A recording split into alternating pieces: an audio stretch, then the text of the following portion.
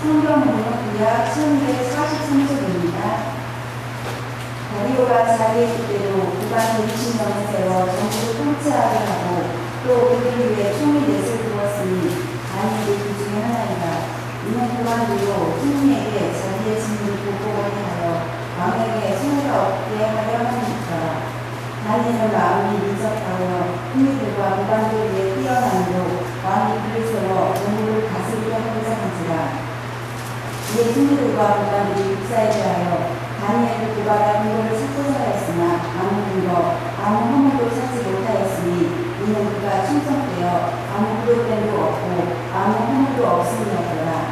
그들이 이르되 이 다니엘은 그 하나님의 율법에서 근거를 찾지 못하면 그를 고발할 수 없으리라 하고 이에 총리들과 국왕들이 모여 왕에게 나아가서 그에게 말하되 다리오 왕이여 말씀하옵소서. 나라와 모든 총리와 지사와 총독과 법관과 관원을 의논하고 왕에게 한 법률을 세우며 한 금령을 정하실 것을 구하나이다. 왕이여 그것을 곧 이제부터 30일 동안에 누구든지 왕 외에 어떤 신에게나 사람에게 무엇을 구하면 사자들의 던져놓기로 한 것입니다. 그런즉 왕이여 원하건대 금령을 세우시고 그 주석에 왕의 도장을 찍어 메대와 바사에 붙이지 아니하는 규례를 따라 그것을 다시 붙이지 못하게 하옵소서 하매 이에 다리오 왕이 주석에 왕의 도장을 찍어 금령을 내리라.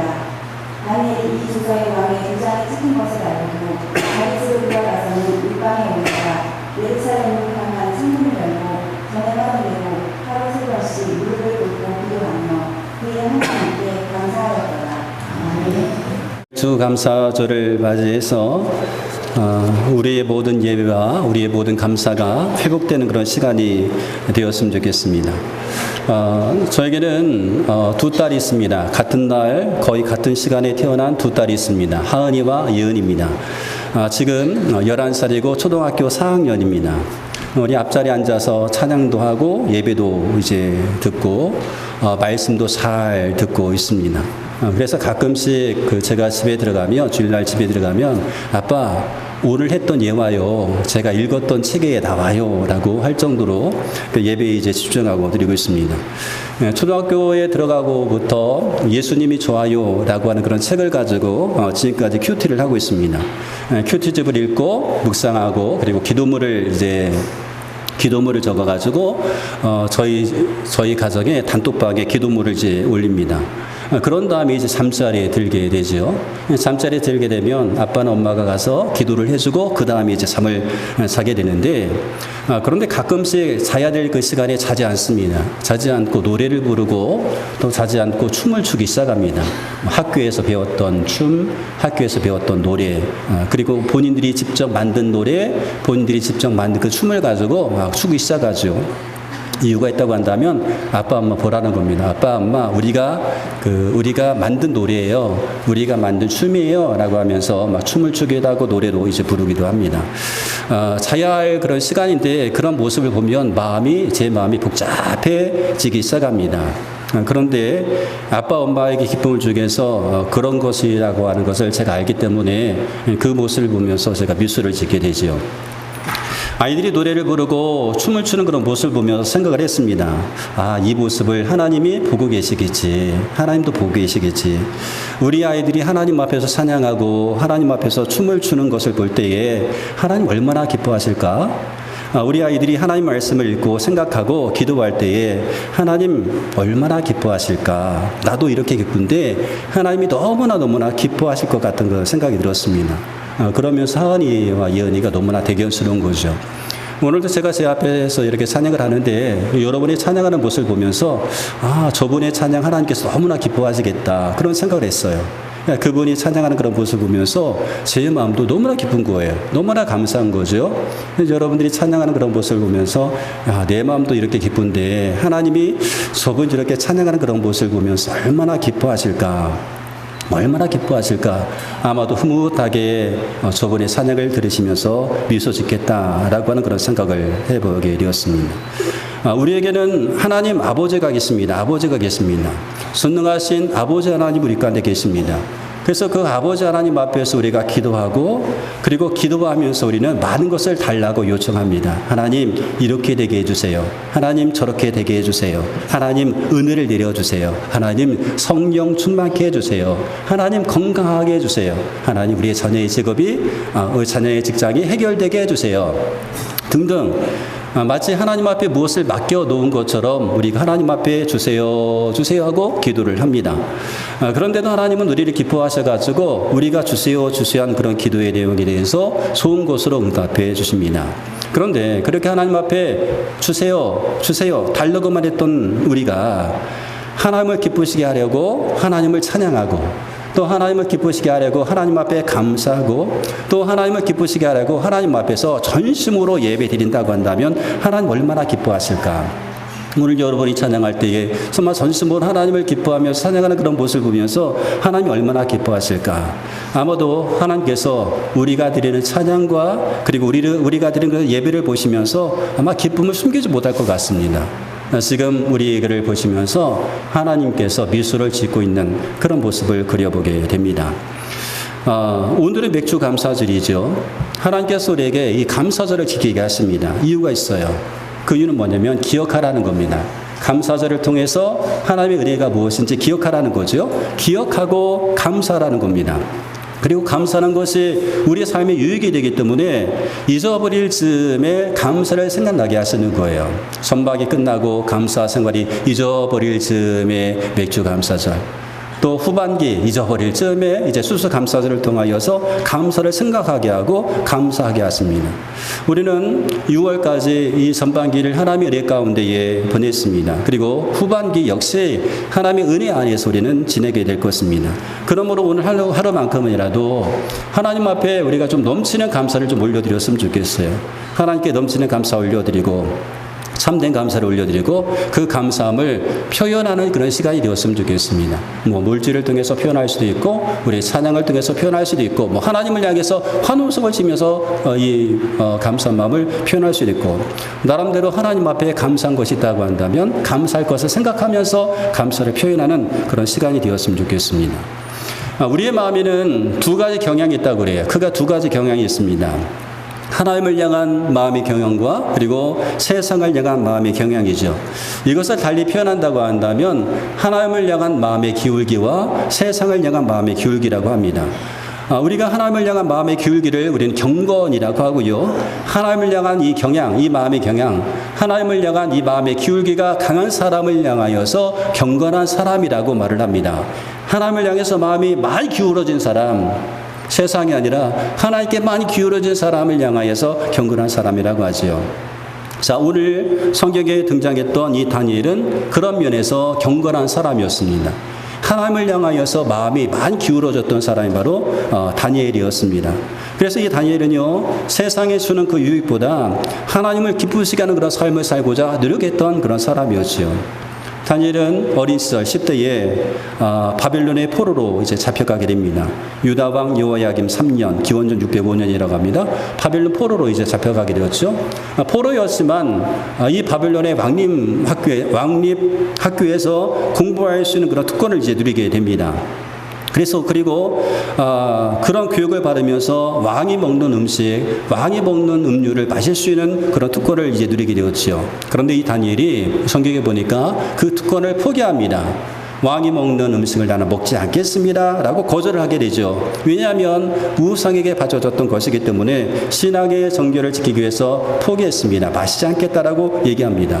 근데 이와 같은 결정은 당시 굉장히 위험한 결정이었죠. 위험한 결정이었습니다. 자기 목숨을 내놓는 그런 결정이었습니다. 그냥 모르는 척 그냥 먹기만 해도, 그냥 모르는 척하고 먹기만 해도 부와 명성이 약속되어져 있었습니다. 그런데 신앙을 지키기 위해서 기꺼이 그 모든 것을 포기하게 되었죠. 왜 그렇습니까? 다니엘의 마음의 기울기는 하나님을 향해서 기울어져 있었기 때문에 그렇습니다. 마음의 기울기가 하나님을 향해서 많이 기울어져 있었기 때문에 세상에 주는 그 모든 것들을 포기할 수가 있었던 거죠. 그리고 그 결과 하나님은요, 이 다니엘을 보호해 주셔요. 환관장과 감독자들에게 은혜를 있게 하셔서 10일 동안 채식만 주어 먹게 했는데도 불구하고 다니엘은 그 어떤 사람보다 더 아름답고 삶이 윤택하게 되었다. 그렇게 될 수 있었던 것은 이 다니엘이 하나님을 향해서 마음의 기울기가 많이 기울어져 있는 그런 사람이었기 때문에 그랬습니다. 다니엘은 이후에 왕림학교에 선발된 그 10대 후반부터 90세에 이르기까지 이제 활동을 하게 됩니다. 아주 오랜 시간 동안 이방 지역에서 활동하게 되죠. 그러면서 느부갓네살 왕, 벨사살 왕, 다리오 왕, 고레스 왕까지 나라가 바뀌었음에도 불구하고 계속해서 그 나라에 강한 영향력을 행사할 수가 있게 되었습니다. 다니엘 어떻게 생각하면 이방 제국에서 끌려온 소수 민족의 한 사람일 뿐이었어요. 근데 소수민족의 한 사람이 어떻게 그 나라에서 그렇게 영향력 있는 삶, 능력 있는 삶을 살 수 있었을까? 우리는 그 비밀을 다니엘 6장 10절의 말씀을 통해서 찾을 수가 있는 겁니다. 다니엘 6장 10절 말씀까지 보니까 다니엘이 이 조서에 왕의 도장이 찍힌 것을 알고도 자기 집에 돌아가서는 윗방에 올라가 예루살렘으로 향한 창문을 열고 전에 하던 대로 하루 3번씩 무릎을 꿇고 기도하며 그의 하나님께 감사하였더라. 이 당시 왕은 여베대의 다리오 왕이었어요. 다리오 왕은 120명의 고관을 세워서 전국을 통치하게 됩니다. 그리고 그 120명의 사람을 관리하기 위해서 3명의 총리를 두게 되었죠. 그 중에 한 사람이 바로 다니엘이었습니다.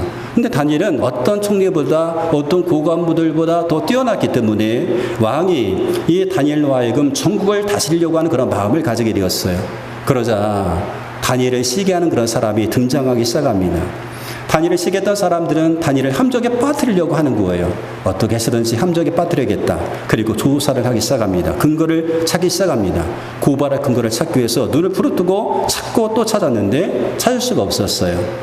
우리가 읽었던 4절 말씀까지 보니까 이에 총리들과 고관들이 굿사에 대하여 다니엘을 고발할 근거를 찾고자 하였으나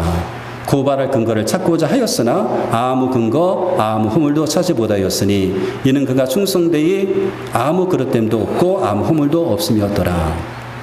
아무것도 찾을 수가 없었다라고 하는 거죠. 그러자 그들은 거기서 멈추지 않습니다. 다른 방법을 찾기 시작합니다.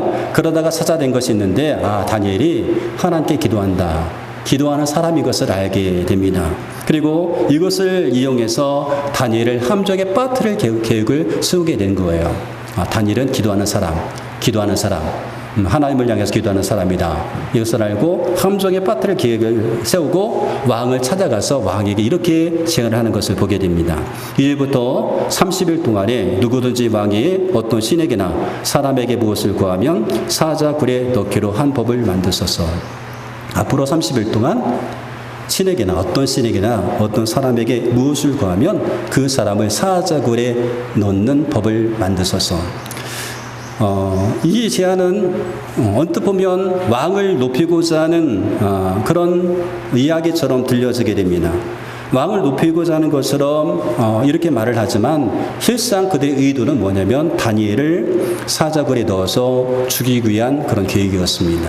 왕에게는 왕을 높이는 것처럼 말하지만 그 이면에는 왕을 높이는 것이 아니라 다니엘을 죽이고자 하는 그런 마음이 깔려 있었던 거죠.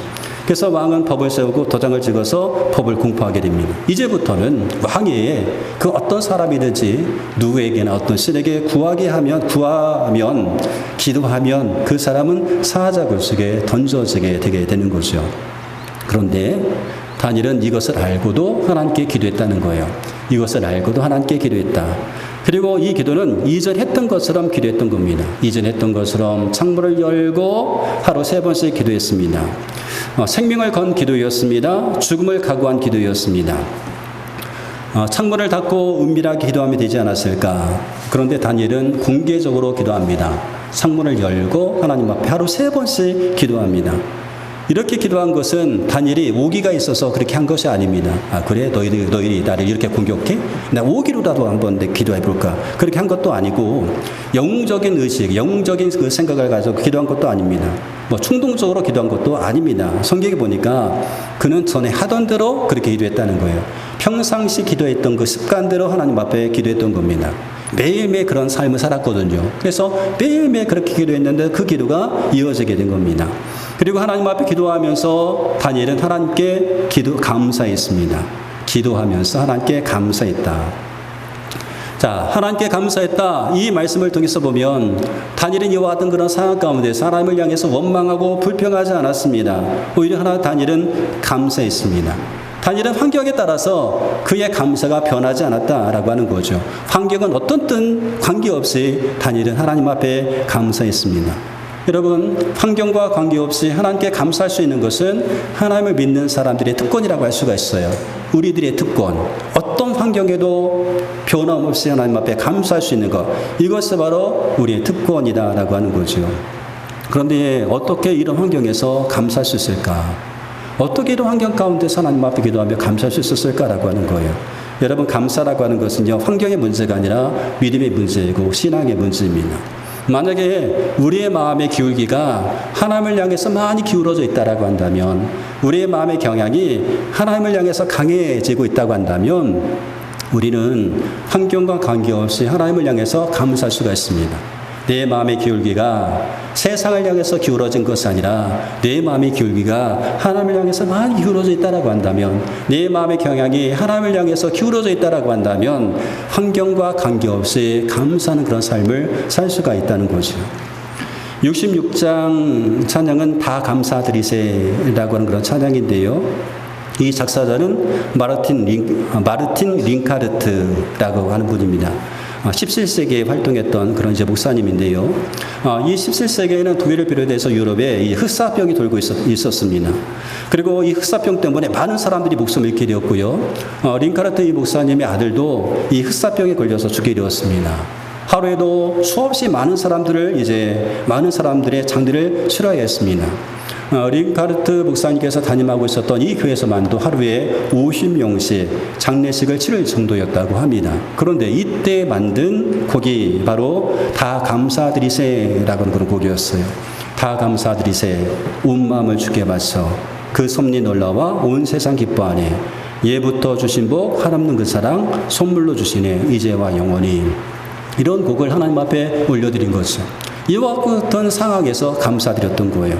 모든 사람이 죽어가는 그런 마당에 하루에도 50명의 장례를 치르는 그런 상황 가운데서 자기 아들이 흑사병 때문에 죽은 이와 같은 상황 가운데서 그는 다 감사드리세라고 하는 이 곡을 이제 만들어서 하나님을 이제 찬양했습니다. 이런 환경에서 어떻게 감사할 수 있습니까? 하나님을 믿으면 감사할 수 있다는 거죠. 하나님을 향한 마음의 경향이 강해지면 감사할 수가 있습니다. 하나님을 향해서 마음이 많이 기울어진 사람은 감사할 수가 있습니다. 왜 그렇습니까? 감사는 환경의 문제가 아니라 믿음의 문제이며 신앙의 문제이기 때문에 그래요. 하나님을 향한 믿음이 있으면, 우리가 하나님을 바라보는 그런 신앙이 있으면 환경에 관계없이 변함없이 감사할 수가 있습니다. 닉 부이치치라고 하는 분을 여러분 아실 거예요. 양팔과 양다리가 없게 태어난 분입니다. 그런 그 인생을 아주 저주하면서 불평하면서 살아갔어요. 그래서 10살 때까지 죽으려고 자살을 3번이나 결심했고 시도할 정도였습니다. 그런데 그랬던 그가 하나님의 말씀을 읽고 그 말씀을 통해서 자신이 얼마나 소중한 존재인지를 깨닫게 됩니다. 그리고 자신을 바라보는 눈을 새롭게 하기 시작합니다. 그는 자신의 인생을 하나님께서 바라보시는 축복의 인생으로 바라보기 시작합니다. 그러자 감사가 터져나오기 시작하고 모든 불가능하게 보였던 것들이 가능함으로 이제 바뀌어 보이기 시작합니다. 그래서 정상인도 하기 힘들어했던 파도타기라든지 골프치기 그리고 수영하기 등등 그가 할 수 있는 모든 일들을 도전하고 실행에 옮기는 것을 보게 됩니다. 여러분, 감사는 환경의 문제가 아닙니다. 감사는 믿음의 문제이고 감사는 신앙의 문제입니다. 그러므로 하나님을 믿고 하나님을 통해서 우리를 볼 때에 그동안 보이지 않던 것들이 보여짐을 통해서 우리는 감사할 수가 있게 되는 거죠. 우리가 감사, 매일의 감사, 평생의 감사를 위해서는요, 하나님을 향한 마음의 기울기가 많이 기울어지면 되는 거죠. 다니엘은 하나님께 기도했어요. 그리고 하나님께 감사했습니다. 다니엘은 그렇게 매일매일 하나님 앞에 기도하면서 감사했습니다. 기쁠 때만 감사했던 것이 아니에요. 좋은 일이 있을 때만 감사한 것이 아니었습니다. 지금 힘들고 어려운 그런 순간에도 감사했습니다. 그리고 지금 죽음의 위기 앞에서 이 실현 속에서도 기도하면서 감사했습니다. 다니엘의 기도와 감사는 거룩한 습관이었어요. 거룩한 습관이었다. 매일의 삶 속에서 나왔던 그런 습관이었습니다. 다니엘이 지금 자신이 어떤 상황에 놓여 있는지 모르는 것이 아니잖아요. 알고 있었어요. 지금 자신을 죽이려고 했던 사람이 자기를 호시탐탐 노려보고 있어요. 어떻게 하면 쟤를 공격할까? 어떻게 하면 쟤를 죽일까? 그렇게 노려보고 있는 그런 상황 가운데 있는 거죠. 그래서 기도하면 다니엘은 사자굴에 던져질 수밖에 없습니다. 이것을 다니엘도 알고 있었어요. 그럼에도 불구하고 하나님을 향한 마음의 경향이 강했던 이 다니엘은 하나님 앞에 기도하면서 감사하게 되었던 것이요. 그러므로 이런 상황에서 다니엘이 기도했고 감사했다는 것은 우리 가운데 정말로 놀라운 도전을 주기에 충분합니다. 우리가 불렀던 429장 찬송가 세상 모든 풍파한 너를 흔들어 약한 마음 낙심하게 될 때에 내려주신 주의 복을 세워라 주의 크신 복을 내가 알리라 받은 복을 세워보아라 크신 복을 내가 알리라 받은 복을 세워보아라 주의 크신 복을 내가 알리라. 이 찬양 우리가 드렸잖아요. 근데 이 찬양에 보면 언제 주의 복을 세워보라고 했습니까? 세상 풍파 너를 흔들어 약한 마음 낙심하게 될 때에 받은 복을 세워보라고 했습니다. 폭풍우가 거센 파도처럼 몰려올 때에 모든 것을 잃었다고 생각하며 낙심될 때에 바로 그때에 받은 복을 주님께서 주신 복들을 세워보면서 감사하고 그때야말로 감사할 때라라고 말하고 있는 겁니다. 이렇게 감사할 수 있는 이유는 감사는 환경의 문제가 아니라 신앙의 문제이며 믿음의 문제이기 때문에 그렇습니다. 그러면 한번 생각해 보았어요. 다니엘이 그런 위기의 상황 앞에서 어떤 감사를 올려드렸을까? 하나님 앞에 기도하면서 하나님께 감사했는데 도대체 다니엘이 어떤 감사를 하나님 앞에 올려드렸을까? 한번 생각해 보았습니다. 다니엘은 첫 번째, 하나님께서 베푸신 은혜를 기억하면서 감사했습니다. 바벨론의 포로로 끌려왔음에도 불구하고 왕리 박귀에 선발될 수 있었음에 대해서 감사했을 것이고 뜻을 정하여 왕의 진미를 거절할 수 있는 용기를 주신 그 하나님 앞에 감사했을 것이고 또 꿈들을 해몽할 수 있는 그런 지혜를 주신 하나님께 감사했을 것입니다. 자신을 총리로 높여주셔서 세속적 도시 한복판에서 하나님을 증거할 수 있는 그런 기회를 주신 하나님께 감사했습니다. 바벨론 제국에 이어서 페르시아 제국에서도 높여주시고 들어서 주신 그 하나님께 감사했습니다. 그리고 더 나아가서 80여 평생을 건강하게 지켜주신 것에 대해서 감사했습니다. 모든 풍파가 지금 밀려오고 있는 그런 상황 가운데 있음에도 불구하고 하나님이 평강 주신 것에 대해서 감사를 하게 됩니다. 다니엘은 아마도 하나님께서 베푸신 그 은혜를 기억하면서 이와 같은 감사를 올려드리지 않았을까? 제가 묵상하면서 생각해 보았습니다. 지나온 세월 동안 하나님께서 나에게 베푸신 은혜, 그 은혜를 잊지 않고 기억하면서 하나님 앞에 감사하게 된 거죠. 그런데 다니엘의 이 감사는요, 그냥 지난 날에만 이렇게 국한되어 있었던 것은 결코 아니에요. 그의 감사는 지난 과거에 대한 감사에 그치지 않고 하나님이 행하실 일들을 믿음으로 바라보면서 감사합니다. 하나님이 행하실 일들을 믿음으로 바라면서 감사했다. 지금까지 자신을 지켜주셨던 하나님께서 앞으로도 지켜주실 것을 믿고 감사한 거죠.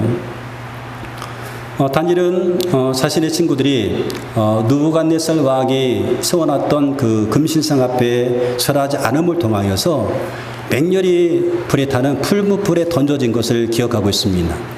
사드락 메삭 아벳느고 이 세 명의 친구가 왕 앞에 이렇게 이제 이야기하죠. 왕이여, 우리가 숨기는 하나님이 계시다면 우리가 맹렬히 타는 풀무불 가운데서도 능히 건져내시겠고 왕의 손에서도 건져내시리라. 그렇게 하지 아니하실지라도 왕이여, 우리가 왕의 신들을 숨기지도 아니하고 왕이 세우신 금신상에게 절하지도 아니할 줄을 아옵소서.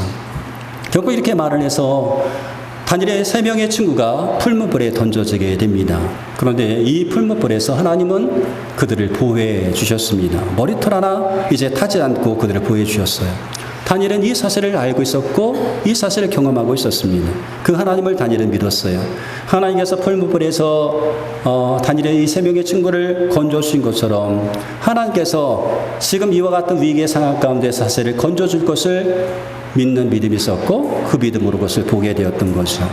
히브리서 11장 33절 말씀 가져 보니까 그들은 믿음으로 나라들을 이기기도 하며 의를 행하기도 하며 약속을 받기도 하며 사자들의 입을 막기도 하며 그들은 믿음으로 사자들의 입을 막기도 하며 믿음으로 사자들의 입을 막은 사람이 누구예요? 다니엘입니다. 다니엘은 하나님의 지켜주심을 믿었고 이에 감사했던 거죠. 여러분, 맥주 감사절을 맞이하여서 우리 감사할 것이 너무나 많이 있죠. 지나온 날들을 돌아보면서 하나님의 은혜를 찾기 시작하면 그 은혜 가운데 우리가 감사할 수 있고 더 나아가서 하나님께서 앞으로 행하실 일들을 우리가 생각해 보면서 하나님 앞에 감사할 수가 있는 겁니다. 은혜를 기억하면서 감사하고 앞으로 주실 은혜를 믿음으로 바라보면서 감사할 수 있는 거죠. 그래서 이 다니엘은 위기 속에서 기도했고 하나님께 감사할 수가 있었습니다. 자, 위기 속에서 기도했어요. 그리고 하나님 앞에 감사했어요. 그리고 어떻게 되었습니까? 다니엘은요, 사자굴에 던져지게 됩니다. 그렇게 기도했고 그렇게 감사했는데 사자굴에 던져졌다니까요. 원수들에 의해서 사자굴에 던져졌습니다. 그러나 우리가 잘 아는 것처럼 하나님은 천사를 통해서 사자들의 입을 막으셨어요. 다니엘을 건드리지 못하게 하셨습니다. 그 다음날 아침에 다니엘은 그 사자굴에서 건짐을 받게 되었고, 다니엘을 고소했던, 다니엘을 함정에 빠뜨렸던 사람들은 그 사자굴에 던져져서 죽음을 당하게 됩니다.